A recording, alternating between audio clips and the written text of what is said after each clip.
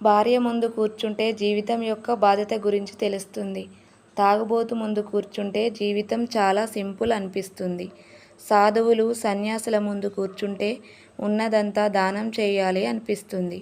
రాజకీయ నాయకుడి ముందు కూర్చుంటే మనం చదివింది అంతా వృధా అనిపిస్తుంది. జీవిత బీమా చేసే ఏజెంట్ ముందు కూర్చుంటే చేస్తేనే మంచిదేమో అనిపిస్తుంది. వ్యాపారుల ముందు కూర్చుంటే మన సంపాదన చాలా తక్కువ అనిపిస్తుంది, దేనికి సరిపోదు అనిపిస్తుంది. శాస్త్రవేత్తల ముందు కూర్చుంటే మనం ఎంత అజ్ఞానులమో అనిపిస్తుంది.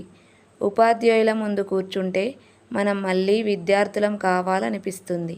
రైతులు కార్మికుల ముందు కూర్చుంటే వారు పడే కష్టం మనం పడడం లేదనిపిస్తుంది. సైనికుల ముందు కూర్చుంటే వారి ముందు మన త్యాగం సేవలు ఏమీ కావనిపిస్తుంది. ఓ స్నేహితుని ముందు కూర్చుంటే జీవితం స్వర్గంలా అనిపిస్తుంది. ఫ్రెండ్షిప్ గురించి మీరేమంటారో కామెంట్ బాక్స్లో కామెంట్ చేయండి.